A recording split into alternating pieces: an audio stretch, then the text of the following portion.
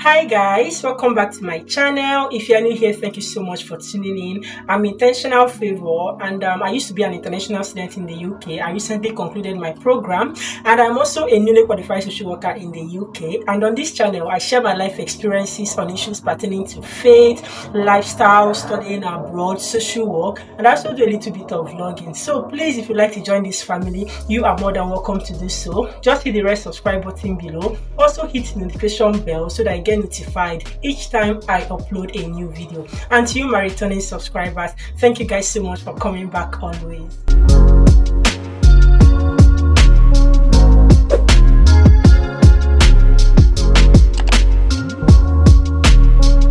So guys, just a quick background of today's video.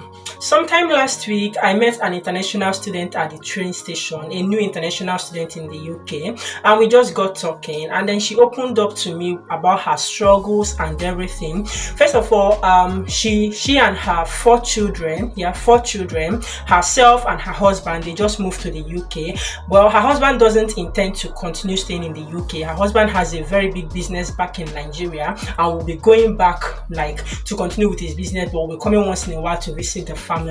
And you know, when I mean that, for a man to say I'm not migrating, I'm not relocating with my wife, but I'm going to support her, and everything lies, it's just about the children. They want to give their children better future. I'm sure many of us can relate with that. So the man, of course, they are well-to-do, they are comfortable, and you know, so they've been looking for accommodation. I think they are staying with a family for now, and they've been here for like 2 weeks trying to get accommodation, especially in Manchester area, and it's been very difficult. So she was just like, I'm not sure why, and it's not like they don't have the money. She said the money is ready, but to get the accommodation, it has been very, very, very, very difficult, and her husband is already getting discouraged. She was like, as I'm going home now, I'm just praying and asking the Holy Spirit to put words in my mouth for me to comfort my husband, because the question we've been asking is it really worth it? Really? So the husband was already discouraged. What's all this? I have a comfortable life in Nigeria. Why do I come here squatting and all of that? And you know how men can be, okay? It's not even about being a man. Ideally, you know, you when you expect some things, you'll be wondering, why is it difficult? It doesn't end there. So this woman also went on to tell me how people have been saying, welcome to UK. It's not easy, it's not easy. You will suffer. You will do this. And she was like, I'm getting scared. I'm wondering, is it really worth it coming to the UK then? Why did I come to the UK? Well, our conversation went on further. She now told me about how she wanted to go to Australia before now, that she heard that things are better in Australia, that when you go to Australia, you won't have all these struggles. People have told her a lot about Australia and all. She was just telling me, she just opened up to me, telling me a lot of things, and then we got talking. And by the grace of God, I just managed to talk to her, I would say cancel her and give her a beam of hope. And she was like, she made a statement, thank God I met you. I'm so happy. Thank you. And then after that conversation, it got me thinking that this is actually the situation of so many people. I mean, I understand the plight, I understand what the situation can be like, but many people sometimes tend to discourage people more than encourage them. And you know what? On this channel, I'm here to encourage you. I share my experiences, I spill it raw, I'm realistic, I always tell you how it is. And I'm one of those that have told you on this channel that it's not actually so easy. People think that once you come abroad, you start plucking money from somewhere, I don't know, but it's not really like that. I've said it several times, but then I just want to share some of the things I told this woman, of course, and to tell you guys to answer this question, is it really worth it? If everybody is saying it's not easy in the UK, life abroad is hectic, it's not easy, blah blah blah blah blah, so why bother migrating? Is it worth it? That's what we'll be discussing in today's video. Probably I should start from one point when she mentioned the issue of Australia. Okay, so because I have a personal experience about migrating to Australia, you know, not personal, personal story about going to my Australia, but then for me, for one reason, I don't really like Australia, not as a country. I don't know much about Australia. I don't hate Australia as a country, but just the distance from Nigeria to Australia is too far. I just imagine imagined it, and I'm like, for me, like, I'm the only daughter of my parents, and I know like my role in my family. I'm the first grandchild in the family. I am the first person in my family to be living, to be traveling abroad, to be migrating. So many responsibilities, so many things, and I'm a family person. So like for that reason, because of the distance, I just told myself, you know what? There are so many issues. Probably in a subsequent video, I'm going to share all those experiences. I just say, you know what? I'm not going to Australia, even though at some points I gave in and door, but then I moved on and I decided I'm not going to Australia. So I now told this woman, I asked her a question. When you wanted to go to Australia, was your husband also planning to migrate with you? She said, no, my husband has the business is a family business. He can't leave it and all of that, you know. And she said, no, my husband will still stay back in Nigeria. I said, okay, that's good. Do you know the distance from Nigeria, between Nigeria and Australia? She said, yeah, I know. I had this like 2 days journey, blah, blah, blah. I say, yes. It's not just about being 2 days journey. Are you aware of the cost? Now you have 4 kids, you, yourself, and your children. Do you know how much it will take you, if at all you want to come back, or for your husband to visit? Do you know how many millions of naira that will be spent just on a visit? Do you know what that is like? She said, it's true. And as a matter of fact, I even heard that you can't go with your family the same way you go with, like in the UK, you can come with your family at once. At Australia, they don't allow that. So she was planning, if she goes first, being the student, then after some months, she can now invite her children, that they won't allow you to come with your family once as a student. It has to stay after how many months? That's when you'll be able to do, after your studies or something. I was like, okay, so are you ready to make that sacrifice? I said that was actually the only thing that she said, oh, I don't think UK is better in this sense. But she never thought of the distance. So what it means is that, because I know some people that are in Australia, they hardly come back home. Okay, they hardly come back home. Like they stay there for years, 5, 6 years. Because if you want to come back, especially as a family, when you give birth there and you want your children to go back to your roots, to go and see your parents, see their grandma, their grandpa, so that, you know, all of those stuff, you have to start saving. It will take you years to save up. If you're a family person and you want to travel from Australia to Nigeria or any part of Africa, it will take you a lot. It's very far. So when I said that, she said, I have no regrets coming to the UK. We tick that box that, okay, because she was regretting maybe I should have gone to Australia. Now with this reason, she got convinced and said, okay, no. I never thought of it that way. Probably I shouldn't have gone, even considered Australia in the first place. Then that was one bit of it.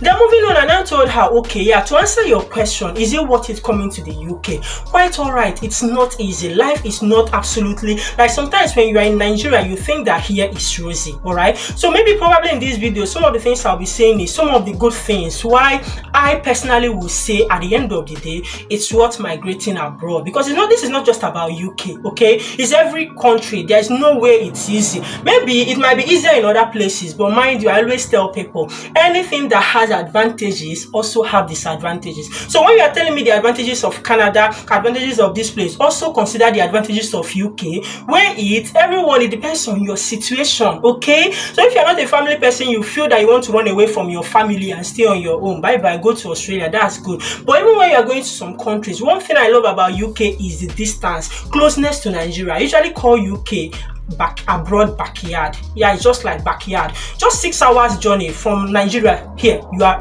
in UK already. Just 6 hours. And as somebody that I'm from the eastern part of Nigeria and I studied in the western part of Nigeria, I know it takes me 7, 8, 9, 10 hours on the road, you know, to travel from the western side to the eastern side. And then I can leave a country to another country, and then in 6 hours I am there. I mean, it's gold. It's worth it. For some people that have parents, grandparents that you want, at least they've helped you. For someone like me, I know the sacrifice that my dad made, and my dad is afraid of flight, okay? He's not really fanciful. I now go and migrate to Australia. I don't see my father visiting me in Australia. 48 hours, 2 days journey on the air. My dad will freak out. He will not. And I'm like, no. There's no way my dad sold his properties to bring me abroad, and I go abroad, then my dad cannot come on holiday, cannot come and enjoy, you know, all those kind of things. That's my joy. So these are the factors I considered, and I just stick to Australia out of it. And of course, like I shared before, that woman also considered it. So what are the good things about UK? Yes, UK and abroad generally, it's not so rosy, all right? But let's talk about the system in general. I'll just summarize why it's worth traveling to the UK or abroad at the end of the day in this sentence. the system works. Is it a sentence or a phrase? I don't know. But you have a working system. Everything works. That's the good thing. You don't need to worry about electricity, about water, about good roads, and a lot of things. I mean, naturally, the atmosphere is good. That's one thing that deceives people. They see your skin. You are not looking fresh. You are glowing. Oh my God, you are enjoying. It's not enjoyment. It's the weather. Okay? Natural AC. Anybody that is in Nigeria or in the temperate region where it's very sunny, very hot and dull, if you have a car that the air condition is working very well, then in your office you have a good air condition, and then in your house you have a good air condition, and all you do is leave your house, jump into your car, go to the office, when you close, jump into your car, back home, and AC is falling on you, sun doesn't hit you. Come on, you will be fresh. So it's not really about freshness, enjoyment, it's about the weather. So you come where the weather is good. I know some people, like, they are not cold people, but of course you can wear a jacket to an extent that you cover yourself. Every home, every places, offices and door, they have heaters, radiators working there to keep you warm. So it's all about the system working. Security to a great extent. Even some world cities where they talk about high crime rate, blah blah blah. See, so an extent you can't really compare it, okay, to some parts, okay, of where you are coming from. I'm using Nigeria and Africa as a case study now, all right? Yes, insecurity is not as high. I mean, many times you can be walking on the street by 10 p.m. Everywhere there is street lights everywhere. The streets are lightened up. You will not get attacked as you will be afraid when you are walking by that time, when you are in Nigeria or any part of Africa or where you are from. All right, so this is just dependent on where you are watching from, okay? So I think it's all about the system working. I mean, people complain about electricity, fuel scarcity. I think currently that's the problem I'm hearing that people are facing in Nigeria. The rate of poverty, people cannot even afford to eat. But when you come here, as far as you have the energy to work, people work for crying out loud in Nigeria, and they don't get paid. I mean, you hear that government, they are owing them, or their employer is owing them 1, 2, 3, 4, 5, 6 months salary. You work like an elephant and you eat like an ant in Nigeria, and that is what you cannot get here. So it's all about knowing that yes, you are coming here to work hard. It's not rosy, but you work like an elephant, you equally eat like an elephant. So once you are ready to work hard, do the kind of job, the jobs that we do here, there are many people that are ready to do it. They don't care, because people do something more strenuous than that.